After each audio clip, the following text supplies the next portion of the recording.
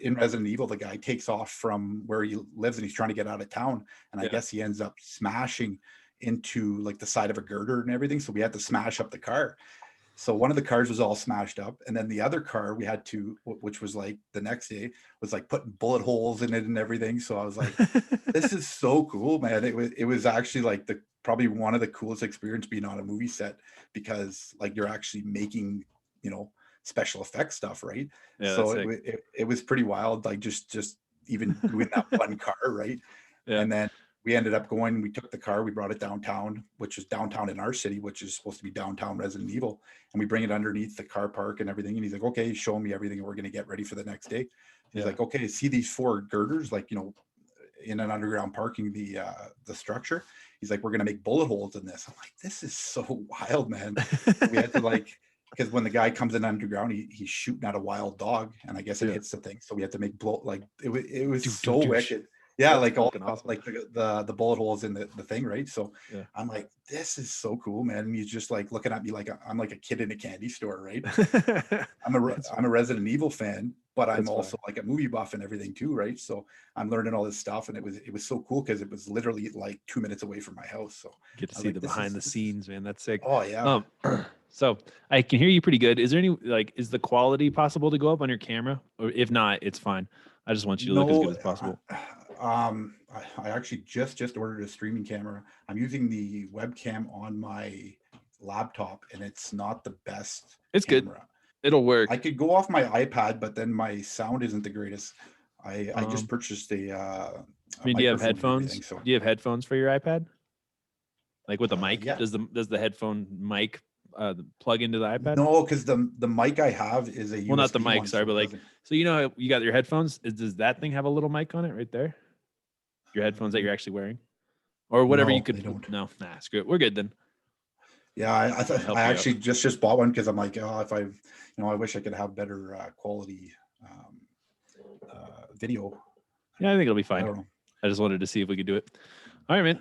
Well, I'm excited. How would you like me to introduce you? Kind of just actor, and you own a production company? You could say Darren Marynuk, owner of Hollywood North Productions, actor, producer. I don't know, whatever you want. Yeah. I'm just trying to. And do you have anything you want to sell or pitch or anything?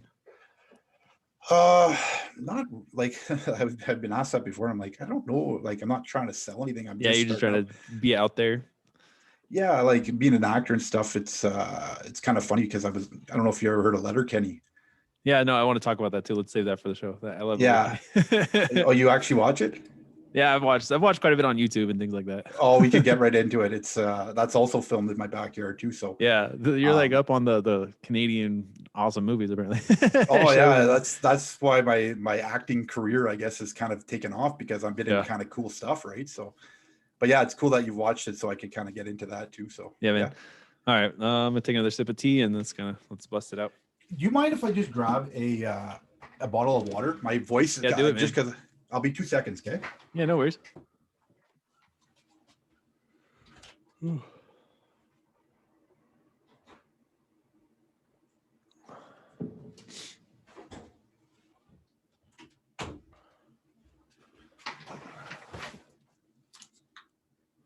Sweet. Okay.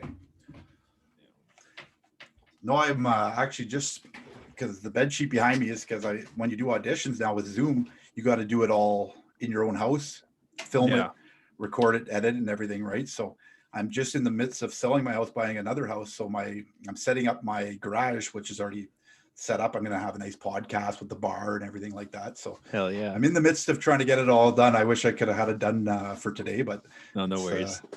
We're in lockdown here, so yeah. All right, man. Let's do it. And I do have another thing at 5, so we'll kind of end around there or before that. Oh yeah, whenever you're good. It's 6:15 here, so yeah. And then I'm sorry, how do I pronounce your last name? Marynuk. Marynuk. Okay. Marynuk. I'll probably let you say it too, but I'll try it. All right. All good. And we are live. Hello and welcome to The Lion Show. I'm your host, your favorite business coach, Robert Lyon. Today, we have the great privilege of talking to Darren Marynuk. He's a actor. He owns a Hollywood North production company.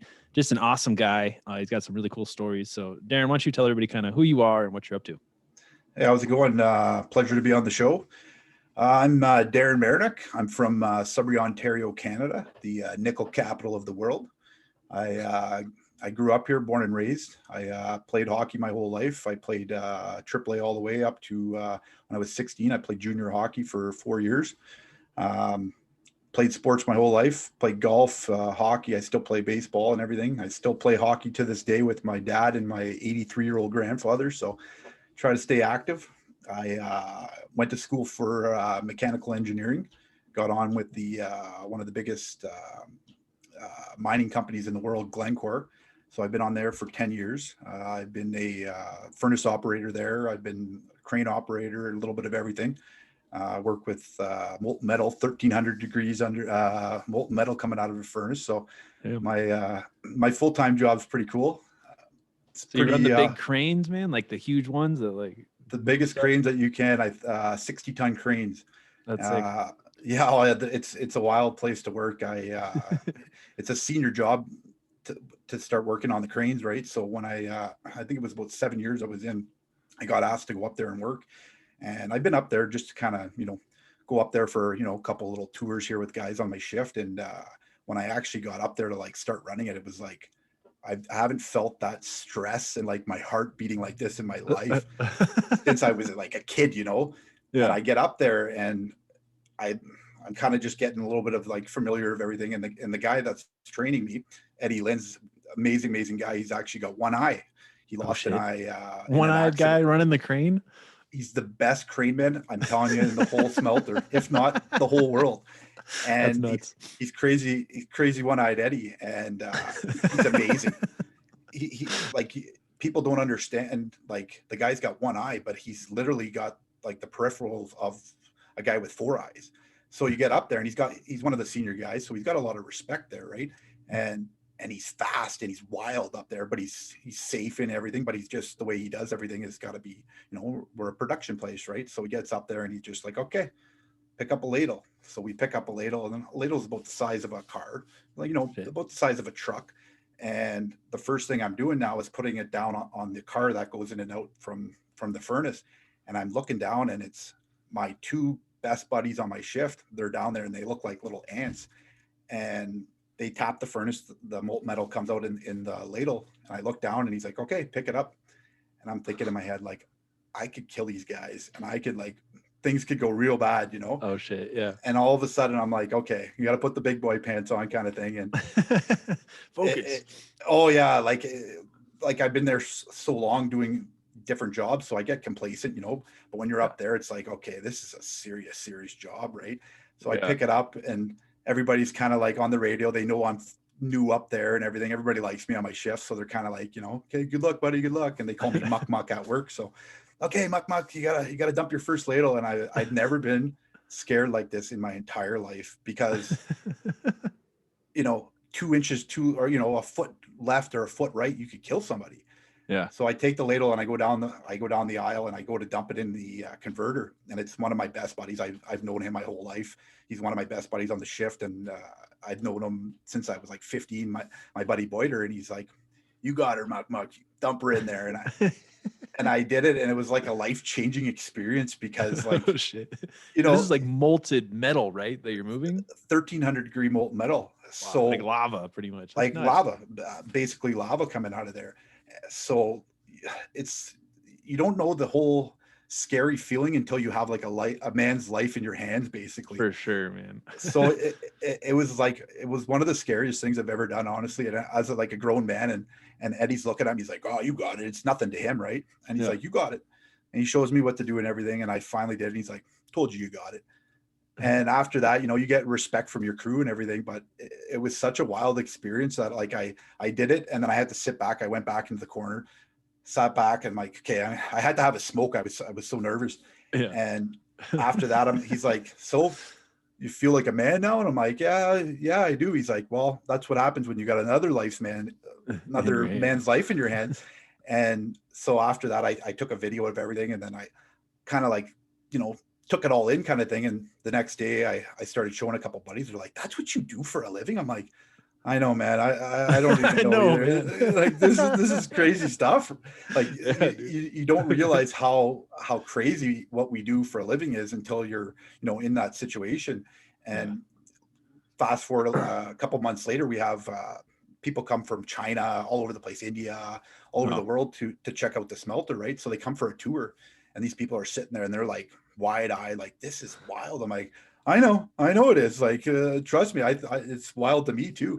So I'm showing these men that are like multimillionaires trying to invest in our company and stuff like that, and I'm teaching them about the crane, and I'm like, yeah. this is what we do and stuff. And like, wow, as if you do this for a living. I'm like, I know, like I still to this day think it's a wild experience. And I got trained up there. It took me a couple months. It was about 3-4 months. I went from Eddie training me to another guy on our shift, big guy, Terry Browse, wicked guy, built like I think he's about 6'5", like big monster, right? And he's up there, and he's the most delicate guy with the controls and stuff. And he's a very tough guy. Like, a lot of people think he's a scary kind of guy, but when you're up there, he's the nice guy in the world. And he's Yeah. teaching me, how to do it and stuff. And he's like, no, you're good, man. You're good. I wouldn't want to train too many guys. So till this day, I kind of take it as like, it's a proud moment, I guess, in my life to be able to do that and to get respect from grown men that are literally like some of the toughest men that you'll ever meet, because they're all old school miner guys, right? Like, Yeah, miners are pretty hardcore, man. you don't mess with these guys. Like, they've been there for 20-30 years, right? So to get their Yeah. respect is something to be proud of. And I take so much pride in that now. And I'm not a like a posted craneman anymore.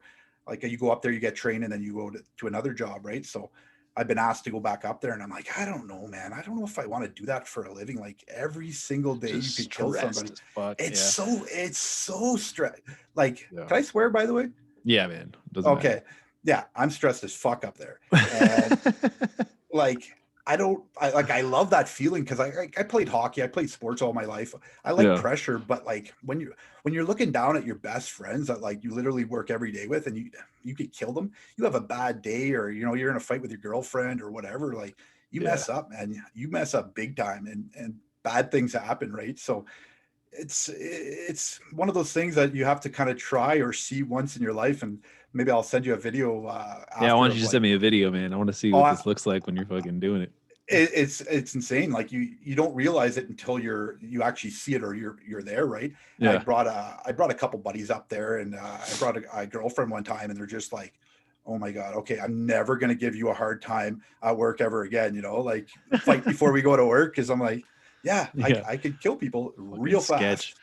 Yeah. So I was in the oil field and I was a snubber, and we would be pulling pipe in and out. And if I was fucking off my game, or if something didn't go right, the tubing would shoot out of the hole and it could kill like everybody in the whole fucking place. And I just remember, like, once you get to that level, though, it's like such an accomplishment to be the one at the hands on the controls. And then you're like, well, fuck, man, now I'm the one that could fuck this whole up. yeah, exactly. Like, I wanted to be up there since day one, right? I was like, this Yeah. is, it's because it's a We'll be big the accomplishment. Like, operator.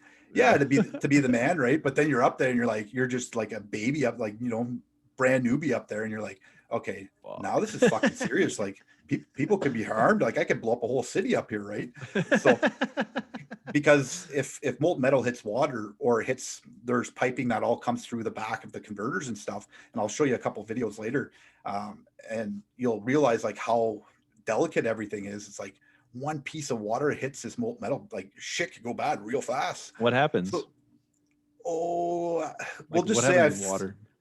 I've seen a water bottle we'll just say a water bottle fell in a molten metal ladle, and it blew up like Water 10. makes it blow up? Water hits molten metal, and it ain't good. It's like the biggest no at the smelter. So when we tap the furnace, which is also a crazy job, you can't have any water around there, nothing like that, because water and molten metal, they don't mix very well. Oh, It's shit. I won't get into the chemistry of it, but it makes a big explosion. The sound of a water bottle hitting that molten metal is like ear shattering. You almost have to, Shit. like, you have to have, like, we'll just say, I don't want anybody from my work staff hearing that, but a water bottle got thrown in there by accident, we'll just say, and the sound like was like almost like shattering my brain almost, because it was Oh, so fuck. loud. and I've got hearing problems now Shattering from my brain. it. Just like it almost gave me a concussion. We'll say like it was that's Damn. like just boom. Yeah. And after that, I kind of just like, okay, we did it. So the guy that was training me, he did it to show me the respect you have to have for water and molten metal, because shit could go bad. Yeah. And in Sudbury, it snows lots. So Yeah, that's what I was thinking. Like, how are you keeping the water out? it's like it's I a guess you're never ending underground or battle. some shit. Yeah, that's Well, crazy. it's all surface work, right? So it's like one big aisle, which is about, I don't know, it's the size of maybe 2 football fields long and Yeah. wide. So we have doors to come in because we have a crest hauler that takes out the slag. So it snows here, right? So you got to watch that. Like nothing's wet, nothing's got moisture in it and stuff like that. So you learn real fast that you don't mess around when a guy that's been there 30 years shows you something for an example of what could happen, you listen to it. So That's crazy. Yeah, you learn, they kind of trial by fire kind of thing, right? So I've learned some crazy things that could happen, but they do it to teach you like the respect for it, right? Right. You got to be safe, obviously. Absolutely. And I've worked on every aspect of that furnace all the way up to the end of the process. And like some of the jobs I do are pretty wild, and people could get hurt real fast. So you got to take things a little bit more seriously when you're at work, right? Yeah, I know, man. I've gotten out of that, man. I started my own business. So phew. So how did you go from that? How did you get into like interested in acting and interested in just movies and film and production? It's been a crazy experience of how I got into it. I've always wanted to be, working at a smelter. It's like, do I want to do this forever? I've always been I love the job. I get paid very well. I'm 10 years in, I got 20 years left. I'm going to retire there, but I've always been a movie buff. I've always been into kind of acting, and I don't know, my whole life kind of growing up, I've been an actor because I've had to be kind of, 2 or 3 different people as, playing sports and stuff. And the way I grew up with, kind of the shadier people in life, you kind of got to hang out with the rich guys and hang out with the poor guys that are, and balance those. So growing up in high school or in elementary and high school, the way our schools were, you hang, like some of my best buddies are now doctors and lawyers making, they're millionaires, to some of my buddies that are still friends now are homeless or, addicted to drugs or have mental health issues. Right. Yeah. So on a daily basis, I kind of dealt with that. So that was kind of like, I always seemed like I always had like 2 different characters. Right. So I don't know. It ended up, I grew my hair out. I had short hair, and people would be like, what the heck is going on with you? You're kind of all like, like we don't know what to expect from you. Right. So that kind of got me feeling like, I could probably act. Right. So I've always loved, that aspect of it. But how I ended up getting on the first set was Letterkenny, and we were kind of discussing that earlier. Yeah, man, that's cool. And I don't know about your fans if they know what Letterkenny is. I think everybody should watch it. It's fucking hilarious. It's the most fucking twisted, funny, most simple comedy show that you'll ever watch. Yeah. But it's huge in Canada. It's one of the biggest shows in Canada for comedy wise. It's got millions of followers, like Facebook wise and everything else. So Letterkenny, I don't know if anybody knows, is all filmed in Sudbury, Ontario, which is where I live. It's literally all filmed in my backyard. One of the sets is literally 2 minutes away from my house, where the show's about Hicks and stuff like that, but there's hockey into it. Well, all the hockey is filmed at all the old arenas I used to play at, right? Yeah. So it was cool when I first started watching it. Would be like, oh, I know that place. Yeah, it was really cool, right? And I got right into the show just because it was filmed in Sudbury, but it's also a comedy. It's like a Trailer Park Boys kind of feel to it, right? So yeah, I got into it, and by the time I realized it was filmed in Sudbury, I think they already had like 3 or 4 seasons out. Everybody that's on the show, except for one guy from Sudbury, they're all from out of town, right? So you don't really know any of these people, right? So what ended up happening, it's crazy. You don't realize like actors are actors. They're not really those people. Like Trailer Park Boys, I don't know if you watch that. Yeah, no, my girlfriend loves that shit. I love it too, but she's a bigger fan. She's actually met all of them at some event and has pictures, and it's just all about Trailer Park Boys. I've met every one of them. They've all came to Sudbury when I was in college. They all came to college because they do like a stand-up kind of comedy show. Yeah. So I've met them all. But they're all, when I first started watching the show, I was like, is Bubbles really fucking Bubbles? Like, is he really like that in real life? Right. And you don't realize he's not. He's just a fucking actor. Like, he's not a. Yeah, like, and I ended up finding out after, like, he was a cameraman on the show, and I guess he started fucking around with, like, I guess a couple characters, and he put on the glasses, and he ended up becoming a character in the show. But I thought for like the first 2 seasons, like, are these fucking real people? Like, is this really going on in life? The way they film it is like so like kind of funny, you know, like you can't quite tell. You're like, what the fuck's going on with these people? Well, the first season, you think, because the way they film it with like one single camera and like an old school ghetto camera, that you think that it's like these are real people, right? So back to Letterkenny, what ended up happening was, fast forward to summer of 2019 in July, I knew that they were filming the season here. What ended up happening is one of my good buddies, Scott St. Jean, and I'll give a shout out to my buddy Craig McNabb, who ended up being on the show with me too.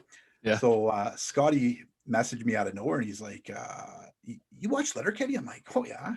He's like, "You want to be on the show?" I'm like, "Fuck yeah." He's like, That's sick. well, yeah, like, fucking, I'm in. What do you want me to do? I'll fucking stand on my head and spit nickels, and whatever you want me to do. So he told me that his cousin is the casting director for the show, Ashley Keaton. I was like, yeah, for sure. He's like, well, they're looking for, because in the acting world, there's, you know, the principal actor, the actor, whatever. But when you're doing a role like a hockey player, you're a skilled actor. That's what they call you. So you get paid a little bit more. Yeah, it's not just like you're a background guy, because background, I think it's like $15 an hour or something. Well, you're a skilled actor because they actually want good hockey players there, because the guys in the show like Riley, Jonesy, and Shorzy, they're actually really good hockey players. So I was like, yeah, fuck yeah, I'm in, man, like, for sure. So he tells me about it, this and that. He's like, okay, Ashley will get a hold of you and we'll let you know when you're going to be on the show. I'm like, okay, perfect. So I find out it's at the end of August. It was right at the end of my ball season and stuff. So I'm telling all the guys, I'm going to be on Letterkenny. And they're like, what do you mean? Like, you're not going to be an actor? And I'm like, I don't think I have any words or roles, or I don't even know what the fuck I'm doing. Yeah. So the night before I get the script and I find out that I'm going to be on Team Quebec. I'm like, okay, I don't know what the fuck's going on. I hadn't watched the show up to that. Like, I wasn't really caught up. So I kind of didn't realize like what was going on in the show. So anyways, get the call. I show up. I drive there. It's in Cape Earl Arena, which is in Sudbury, which is like a town in the outskirts of Sudbury. And it's an old arena where I used to bag skate as a kid, as when we used to play hockey there. We used to go and bag skate. Like our coach would skate us to death there. So I show up there. And it's like, what the like, I'm on a fucking movie. I'm on a TV show set right now. It's like my old school arena. I know it like the back of my hand, but now it's set up like a TV set. So I get in there. They give me my whatever. They give you your package to sign all your stuff, so you get paid and stuff. Like, okay, go to dress room 8. So I show up. I walk in there, and it's like, okay, they got your jersey and your helmet and your gloves and everything. And now like, the production manager comes over and like, okay, so you're going to be on Team Quebec. Darren Marynuk, you're going to be center number 64, blah, blah, blah. And I'm like, okay, sure. I don't even know what the fuck's going on, but sure. Like, I know I'm going to be on that ice with the main characters, right? Yeah. So a couple days before that, I actually ended up meeting Jared Kiso, who's Wayne Shorzy, the main character in the show. Yeah. Well, he's a writer, director, and creator of the show, which I kind of knew, but I didn't know like everything about what he did on the show. I didn't know he was all that. That's cool. He created that show with, just a sidetrack, he created that show with his best buddy in his hometown of Listowel, which is a couple hours west of Toronto. It's like an old mining town. I ended up finding out that we used to play junior B hockey together, or against each other. When I played down in Owen Sound, he played in Listowel, and we're 1 year difference, right? So we ended up talking. So 2 days before, I had to go get a white shirt at the local hockey store here. So I show up there, and me and my buddy Craig McNabb, we show up because he's going to be on the show too. We get our stuff, we come out, and we're just having a smoke, and it's me, my dad, and him having a smoke, and we see a Range Rover come up. Like a brand new Range Rover. He comes out and he walks into the store, and he's like, that's Wayne, man. That's Jared Kiso. And I'm like, no shit. Like, yeah, that's him, man. So he goes in the store and he's looking at like hockey sticks and stuff. So he comes out and he's looking at the stick. He comes out with the hockey stick. I'm like, hey, Wayne. He's like, looks over and he comes over. I'm like, what's going on, man? We start shooting the shit. The guy is the most, like, he's a beauty, man. The guy is the nicest guy in the whole world. That's So we awesome. start, he's wearing a Calgary Flame shirt and we start shooting the shit. I'm like, I'm going to be on the show in a couple of days. Like, I'm actually getting a shirt for the show. He's like, no shit. So we're shooting the shit. Like, he's a real person. Like, he's not in character and stuff. We're just shooting the shit. And so we start talking. He's like, okay, yeah, when you show up to set there, we'll go have a smoke together. So we take a picture together. So when I got on set, I go in the dressing room. I'm sitting there. I get half dressed. They're like, okay. They come over with all their headsets and stuff. They're like, okay, you're going to be 45 minutes to set time. And I'm like, okay. He goes out for a smoke. And I'm like, I'm going out for a smoke with him. So we start shooting the shit. And he starts telling me about what the scene's going to be about. I'm like, this is fucking amazing. I'm like, this is like, They got you. like I never thought this was going to happen. Right. Like, how cool. I thought I was just going to be a background skating around and stuff. Yeah. So what ended up happening was I was a centerman on Team Quebec. We played in the national championship. So we're talking about the show. So Quebec is playing Letterkenny in the national championships in the men's senior hockey championships. Nice. So I'm center. My buddy's right wing, Craig. My buddy Ryan Musson's playing defense, and Dylan Butterfly's playing defense too. So we get told what we're going to do. Well, the left winger, he used to be a production guy. He's a huge monster. His name in the show is Jean-Jacques.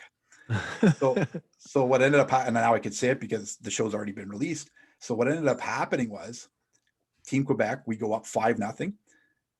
Third period comes out, and Shorzy, who's Jared Key, so he plays two characters, so he's playing Shorzy, turns around and he Eddie Shores him. He fucking two hands him in the leg, breaks his fucking leg.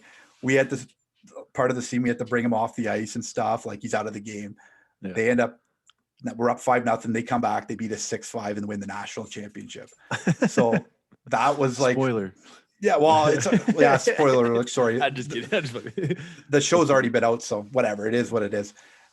So that was like the scene. Well, I thought I was just going to be skating around, but we ended up having to do like the first 5 goals with Jean-Jacques, because Jean-Jacques scores 5 goals. He's an ex-NHL player and stuff. Yeah. It was wicked. Like, we had to celebrate and stuff like that. So fast forward so that was August. The show came out in December of that. It came out Christmas Day of 2019. So I had no idea what to expect. I was like, because they film it, you don't know how they're going to put it togetger, right? Yeah, they're going to cut you out, or if you're going to be. Yeah, like I was like, focused. I'm telling people I'm going to be on the show, but I'm like, I don't even know if I'm going to be fucking. But I knew what the scene was, so I kind of knew what to expect. So it comes out, and it was fucking amazing. That's first. Sick. How it came out was TSN, TSN in Canada. Yeah. It's like ESPN in the States. So the show started with like TSN, like Bob McKenzie and like the whole panel doing a big thing. Like the men's national championship was like the biggest, it was like the Stanley Cup, right? Yeah. So they did it like that. And the whole 2 episodes was, and I'm not saying because I was in it, was the 2 best fucking episodes they ever had. they ended up getting Tessa Benham, who's from Sudbury, who's a friend of mine. She won a gold medal with the women's national team. She's a TSN analyst, so she was part of the show too, right? Like doing like interviews and stuff like that. So that 2 episodes, what ended up happening was they took a clip of the scene that I was in. And it was like the best, like fucking Shorzy's chirping. I'm like, hey, you want to eat another fucking cheeseburger? Hey, you fucking hippo. And like, when we were filming it, you could hear the chirps, but you didn't know what they related to, right? So it was funny, but it wasn't like funny because it didn't really add up, right? Yeah. When they put out the episode, I was fucking crying. We were watching the episode, me and Craig, and I was like, I haven't laughed like that in so long. So what they ended up doing was somebody, I guess it was Letterkenny, they ended up taking that clip and putting it on YouTube. Yeah. And that clip ended up going viral. And it ended up having I'll send you the clip. It's fucking hilarious. You'll die laughing, especially if you watch the show too. You might have missed that part of it. Well, that clip ended up getting like 500,000 views. Oh. So I was taking that clip and I was putting it on my Instagram and my YouTube and my Facebook and stuff like that. Like, it was my claim to fame, right? Right. So it was so cool that like, not only was I like part of the show as like, an actor, went viral. It went fucking viral, and it was like the coolest part of the show. So it was huge to me and everything. So that's my character who was just number 64. I ended up kind of like doing YouTube stuff like just joking around being, so I'm Rock Jean Larock, That was the your name. pissed off. I ended up making that name. He's the pissed off Quebec guy, because Yeah. now he's pissed off that we lost the national championships because you broke fucking Jean-Jacques' leg, you know? So I ended up like, just when I used to go walk my dog, we used to go, I go down by the lake and I just start filming this guy. I had my beard going and stuff. And so I started doing the voice, like the Quebec voice and stuff. So I kind of just started making like my own little spin-off show of like, Yeah. I fuck you, Shorzy, I'm fucking mad. Like, you know, so I started doing clips here and there, like 30-second clips, 45-second clips. And I put them on Instagram and stuff. And people are like, my friends are like, are you fucking retarded? Like, is something wrong with you? Like, are you mentally okay? And I'm like, I'm acting, man. Like, it's a joke. Yeah. So those clips, I started putting them on YouTube here and there. Well, one of them ended up getting like 6,000 views in like a month. Yeah. So I was like, people are watching this because Letterkenny's huge, right? And they're Mhm. like, you know, they just want to watch anything that's involved. So I started doing clips here and there. So I kind of got like, people started liking it, like my old friends and like see me on Instagram, like, that's fucking hilarious, man. I'm like, I know, man, he is a funny fucking guy because he's like an old pissed off Quebec guy, right? He wants revenge. Yeah. I want revenge for Jean-Jacques. And the more I do it, the more people would like it. So I was just kind of doing it as a joke. So what ended up happening was like, one of my buddies, like, you should make a show of him. Like he needs his own spinoff. So when I talked to Jared Kiso, when I was on set, he kind of told me that they wanted to make a Shorzy spinoff show. And I was like, yeah, like, but how, they can't just have a show about him. He's got to have kind of diverse things about him. I'm like, this is perfect. I'm going to get him back in. I'm going to get my character back into the show by doing this and kind of just like putting it out there. Like I've been putting it on like the main characters in the show Instagram and stuff, just putting it out there to see, like, you know, if they'll see it. Well, all the cast members have come across my Instagram story and they're seeing it, like Mark Forward and Dylan Playfair, Michelle Millette, all the main characters in the show are coming across my story and they're like thinking, I don't know what the fuck they're thinking. They're like, probably this guy's retarded, but it's the show's coming to an end at some point. It's 10 seasons now. I'm hoping that this character, you know, maybe gets picked up. I don't know. It's been for fun. So I ended up watching the season finale of the show at Christmas time. Yeah. And all of a sudden they finished the show with Jean-Jacques coming back. And he's like, that trophy's for us. We want revenge. And I was like, did they fucking do that because of me? Like, are they I don't know. I'm just saying, like, maybe they did, but it's a good way to introduce, you know, the character back. But the Letterkenny guys ended up getting called out because they weren't really natives and they really shouldn't have won the championship. So I'm hoping somehow that I could bring this character back to life. So season 10 and 11 are going to be filming this spring. They were supposed to do it this past fall, but because of COVID, they pushed it back.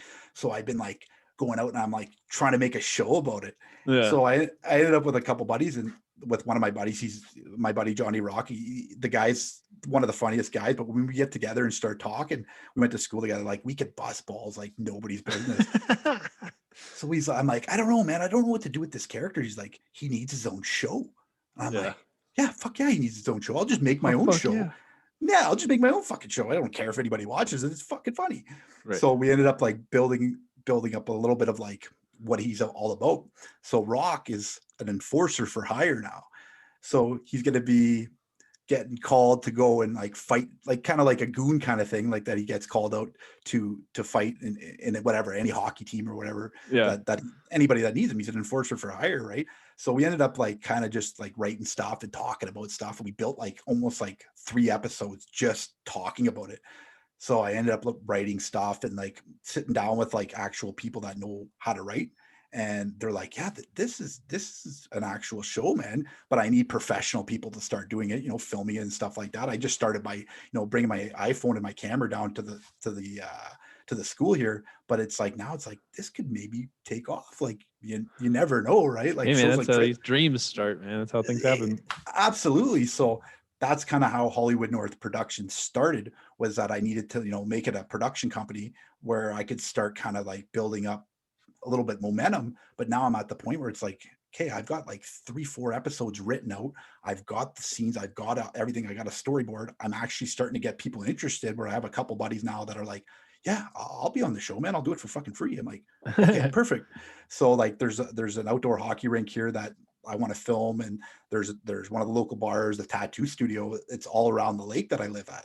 So now I'm like, kind of like, I need money. Like I need to get like real film people. I need to like start to kind of build it up because I need to, you know, you need money to make a TV show, but Uh, to get money, you kind of have to do something. Like you have to have something started already.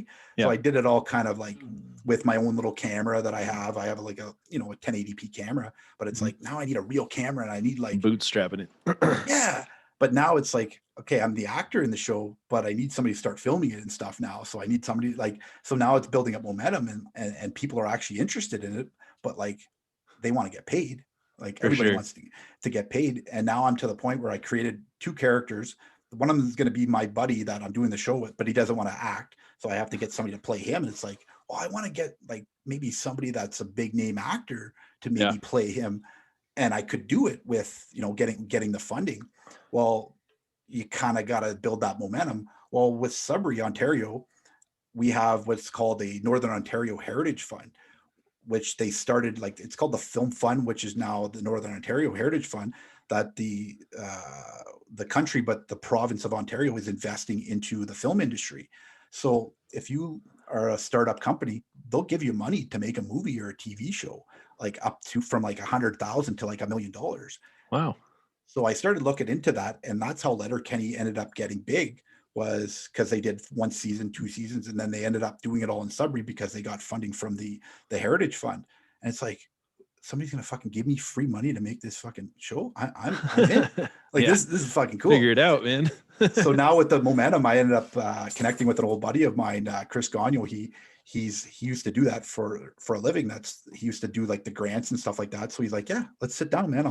We'll you know, kind of work together, and I'll see if I could help you get money for starting up your show. And now all of a sudden, it's like it's kind of almost a reality, and it's like, holy shit, man! Just a That's character I sick. started. Just, you never know, it could be a TV show. Yeah. So That's freaking at this, awesome, man.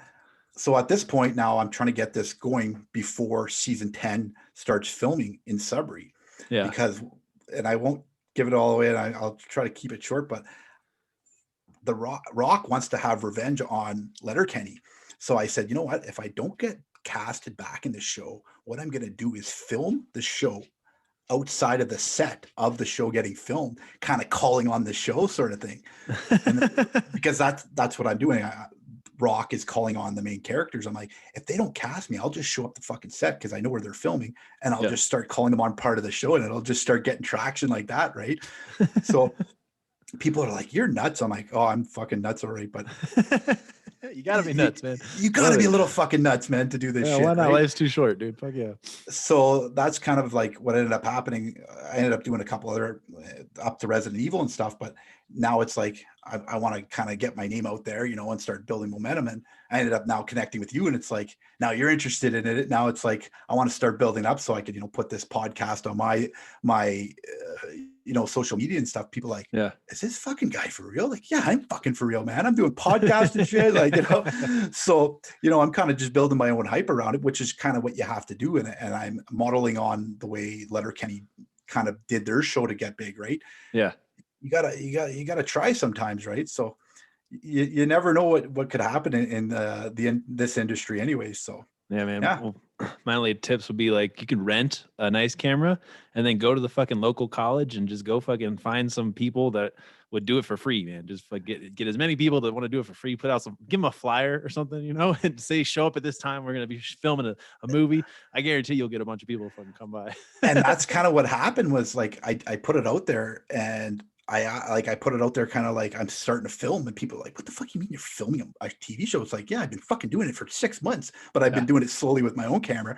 Where one of my good buddies, Jason Caruso, he's like, I'm in, man. Like if you need a guy, I'm in, man. I'm like, you know what, man, I could use you in the show. Like I could build a character around him, but he's also Yeah. a character too in real life.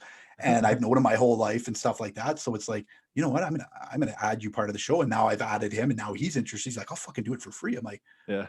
now we're talking, right? So are you And doing also like other acting gigs though too? I saw that you like your Facebook yeah, profile, the cop, and like some other weird yeah. stuff. So what ended up happening was like I work full time, right? Yeah. And the film industry, you kind of got to live in Hollywood or Toronto or Vancouver to, you know, be part of every movie set, right? I'm like, well, how do I get? because after Letterkenny came out, I kind of like started like, this is a possibility. Maybe I could, become an actor. And I'm Yeah. like, okay. So I started doing research and I started looking into the film industry and stuff. And I'm like, you know what? I could just be an actor in Sudbury. Like they're filming movies here all the time because of the grants and stuff that they're giving out. So they were filming a movie called Flee the Light here, which was in September. So I put in a submission for an audition. I ended up getting a role. Yeah. So I did that, which was like just a little gig kind of thing. And then a week later, I found out that they're filming, which is called Dalia's Gone. Huh. It's being filmed by Robert Boudreau, he was an up and coming, like, or he's a big director. He's done movies with Ethan Hawke. So I put my submission in, and it was the same girl, Melissa Smith, who does the casting for it, who did for Flee the Light. So I ended up getting a role. I'm like, oh, like that's cool. Like she told me, like, okay, you're gonna have a role in the movie.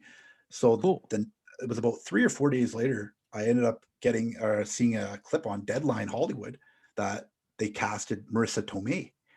So Marissa Tomei, Stephen James, and Travis Fimmel all got they ended up getting money to actually cast these people. So I'm like, fucking Marissa Tomei, like she's beautiful. She's an Oscar winner, like this is fucking cool, man. Like as if I already knew I was going to be in the movie, but I didn't even know that these people were. Nice. So the next week I find out like, okay, you're going to be on set this day and you're going to be a drug mule. I'm like, okay. Okay, I can play fucking drug mule, whatever. Whatever. Yeah, like fuck it up. So I had the beard going and I was, kind of getting the scruff going, kind of getting ready for it. So the day before I was supposed to, she says, "Oh, we're not going to be filming that scene tomorrow. Sorry, I'll let you know if we need you," kind of thing. I'm like, fuck, and I was pissed. Like, I was like, I need to get into this movie, man. Like, I love Marissa Tomei. I think she's beautiful. Like, but like, I want to be part of this movie now. So it was about 4 or 5 days later. She messaged me. She's like, are you still interested in the role? I'm like, yeah. She's like, okay, send me all your measurements, this and that. I'm like, what do you mean measurements? Like a fucking drug mule does measurements? Like, what the fuck? So the night before I'm on set, I get all my information, like where you're supposed to be. I got the script and everything. So I start reading it. It's like 10:30 at night and I'm reading it. I'm like, wait a minute. Am I going to be a fucking cop? Wait, I'm a fucking cop here. Like, what the fuck, man? This is went from drug mule to cop. Yeah, like, what the fuck is going on here? So that day, because when I found out I was going to be, I went and got a haircut and stuff because I didn't really know. Like I went and got like a nice crew cut kind of thing. Yeah. So when I started reading the script, I'm like, I'm going to be a fucking cop, and I have a cop haircut now. Like the girl that did my hair screwed up, and she made it look like a cop haircut. Well, it works, right?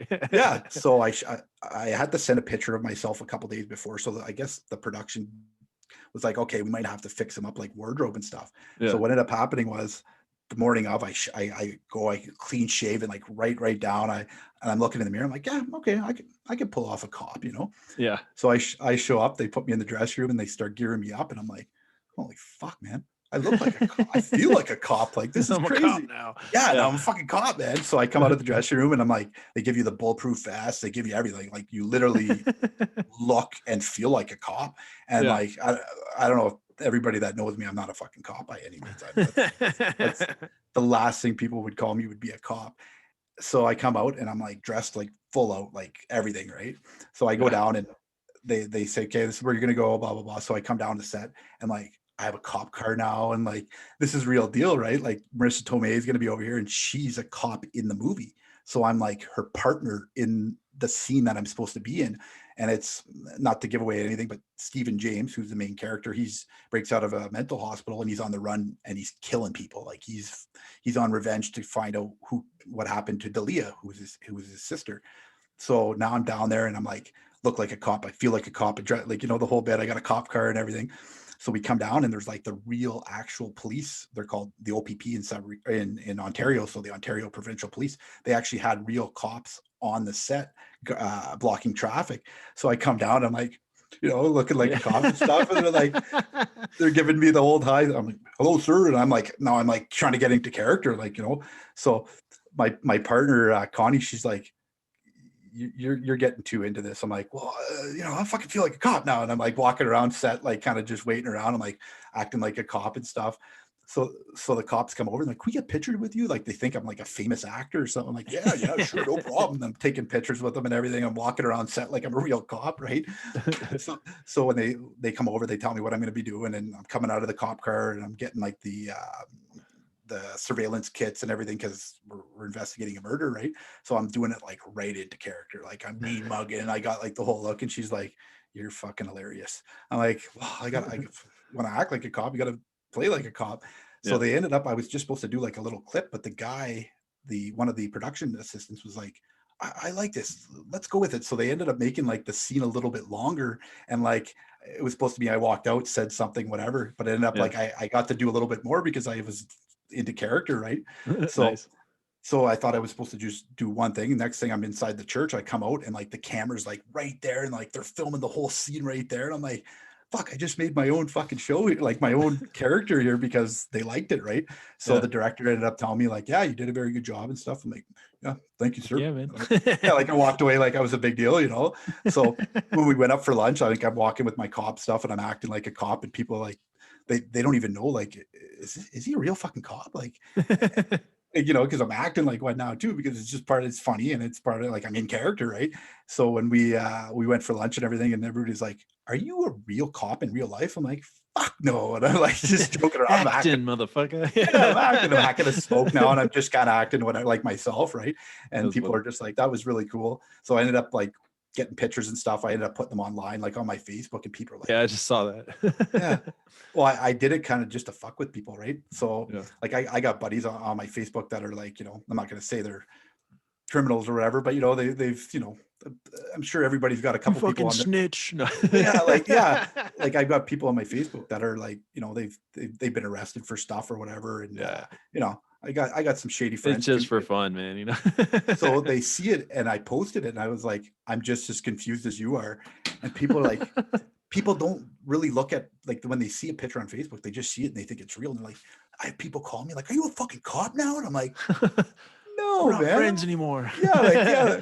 I know you had to put So the hashtag acting at the bottom. well, I had to do that just to Yeah, like I just to put be one out there cool. a while ago, and people were so fucking confused. Like, "Are you a Yeah. cop now?" I'm like, "I'm not a fucking cop. Are you serious?" So then I today, because now they're putting out the stuff for the movie and stuff. So now I could kind of put out more pictures and stuff. So I put one Oh, out there cool. today just to see, and people like, "Man, you pulled that off good, man. You look like a cop." I'm like, "Thank you very much, man. Thank Fuck you." yeah, dude. If I could convince them, right? And now I'm Yeah. auditioning for a role, and I'm going to do it after we're off the air here today. I'm doing a serial killer. So you got to kind of, you know, you Yeah, never man. know in the acting world. You gotta play all kinds of different roles, and you never know where it's going to take you. So Hey man, yeah, you thank you so much for sharing your story, man. That's so fucking cool. You should put together like a little GoFundMe for your little Letterkenny spinoff, man. I think that'd be fucking cool. that's a good idea, man. Yeah, dude. Well, you That's could do a bunch of podcasts like this and have everybody go donate a little bit or something like that. That'd that'd be be fucking awesome. cool. So yeah, how about you tell everybody kind of if they want to get a hold of you, like where do they go or where do you hang out online? Darren W Marynuk. You could find me if you type it in. I'm on Facebook. I'm on Instagram, TikTok, everything. You could find me. You could go on YouTube. I think it's youtube.com/187HTC. I don't even know why it's that name, but that's Hollywood North Productions. That's where I put everything. So if you Cool. type in anywhere on Google or anything, Hollywood North Productions, that's where you could kind of track me down, or Darren W Marynuk, and you could kind of check to see if I'm a legit person. And yeah, you know, you could see what I've done for hockey and stuff like that. And Yeah, I'd like to see some of the videos you made, man. So we'll put some of those in the description or that channel or something. absolutely, man, I'll send you a couple ones from my work and stuff like that too. And you know, just to kind of see like when people hear about like, you know, an actor, they're like, "Is this guy for real?" It's like, "Nah, I'm a real deal, man. I Yeah, kind of man, do you're a little bit doing of it, doing everything." it. So I'm trying, right? So Well, keep you up the never. good work, my dude. That was fucking cool. I got another thing I got to get going though, so let's wrap it on up. But thank you so much for coming on, man, and thank you everybody listening. I think everybody had a fun time. It was pretty awesome, dude. Just hearing your whole story, getting on Letterkenny, I think that's fucking badass. So we're gonna put the links down below, and hopefully we'll get a bunch of support, and you know maybe make your show come to reality faster, man. That'd be sick. That would be awesome, Robert. I really appreciate it. And like I said, I did an interview before, and I was like, you know what, guys like yourself for giving me an opportunity to be on a podcast like this. I'm like, I'll never forget you guys, man, because you guys are like the first people. So, you never know, might be on the red carpet and I'll be like, yeah, man, that guy, he interviewed me, Fuck man. yeah, So, man. It's all networking, man. Starting you off. I was there when he was just starting his show, and now you're a big ass success, absolutely, man. Absolutely. I appreciate Killer. it. And yeah, find me Hollywood North Productions or Darren W Marynuk. Perfect, man. All right. Thanks, everybody listening. Take care. Have a Bye. good one, buddy.